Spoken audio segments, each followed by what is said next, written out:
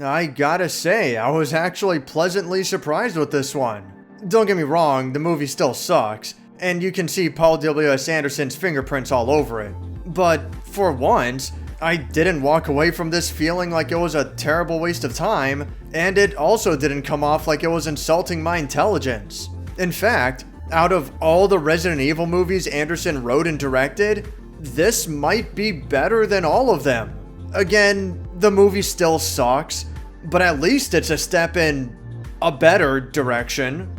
It's not saying much, but at least it's something. The story follows leading lady Mila Jovovich, as usual. She leads a squad of soldiers who are tracking down the missing Bravo team. After getting caught in a mysterious giant storm, it soon becomes apparent where Bravo team disappeared to. They've all been transported to another world of giant monsters.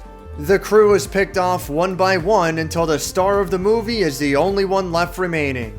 She eventually joins up with a native hunter of the world, and after some really stupid and long-winded misunderstandings, the two of them make their way back to the main tribe, while also looking for a way to get Jovovich back to Earth. Unlike some of Anderson's previous Resident Evil movies, the story here isn't some stupid, incomprehensible mess. Granted, this is only the first movie, and it doesn't help that it ends on sequel bait, but all things considered, I can actually follow where everything is going, as long as you excuse the random bits of magic.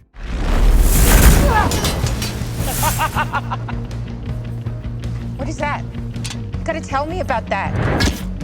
Can't just do that to somebody. Most of the characters are the typical red shirts. Everyone's destined to die sooner than later, so don't bother getting attached to anyone. Not that this is a surprise at this point. Most of the movie focuses on the partnership between Jovovich and the Hunter, with the gimmick between them being that they can't understand each other's language. This could be fun for a side character, or at least in a better movie, but it wears thin pretty quickly here. There's not a whole lot of depth to these characters, even though they do try, but it's shallow. Which is alright for an action movie. The focus here shouldn't be on the characters or the story, but on the action. But we'll get to that later.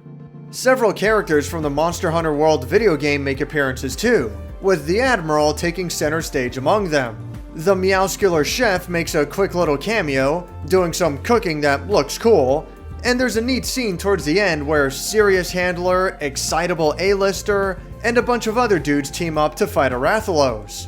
Wow, working as a team to take on a monster? Is Anderson actually respecting the source material? No, we all know better than that.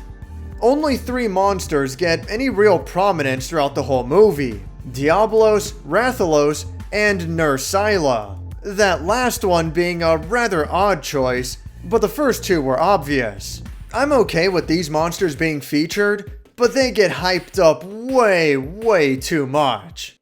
The ancients would guard their technology with the most fearsome of creatures, a Rathalos. Almost impossible to kill. Their only weakness is just before they breathe fire. Anyone who's actually played the games is at least rolling their eyes right now. Almost impossible to kill? Really? I guess I'm a freaking legend. I've killed over 30 of these guys. Why didn't they use an actual Elder Dragon like Kushala Daora or Teostra? And why'd they make up all that nonsense about his weakness?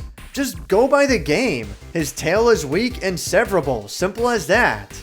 Anyone who's not already familiar with the games won't know better, but the movie was made for fans of the game, so they can at least get the basics right. I get that they wanted to bend the lore a little bit to make it more exciting, but again, there are better monsters to choose from if that's what you wanted to do. Thankfully, they do showcase a decent variety of weapons. You'll see the bow most of the time, but the greatsword, switch axe, and insect glaive all make appearances too. And even the wrist-bound slinger is given plenty of screen time. Jovovich's main weapon is the dual blades, and she doesn't really do a whole lot to show it off. She kind of just scratches against the monsters and that's it. It's at that point that I started to wonder why we needed that angle about modern day soldiers getting transported to another world. It's not like Jovovich's character really brings anything to the table. She's very bland, even for an action star. I don't know if the movie would have been much better if it ditched that facet, but I don't see it being so important that it should have been central to the plot either. If you're gonna categorize the Monster Hunter movie as a specific genre, I guess at its core, it's mainly an action movie. And in this regard, it's a bit of hit and miss. The main battles against the monsters aren't half bad. I can see and follow what's going on. Most of the stuff is choreographed well enough, and it's kind of cool. The problem is that most of the movie doesn't have any action in it. There's an extensive horror segment early on that looks like it might have been taken out of a budget alien movie.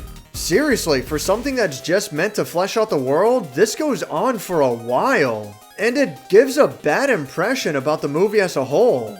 Like, this part is cool, but if you had no idea what this movie was going to be about going in, you might think this was supposed to be a horror movie. Which isn't good when it suddenly starts to switch gears into an action movie.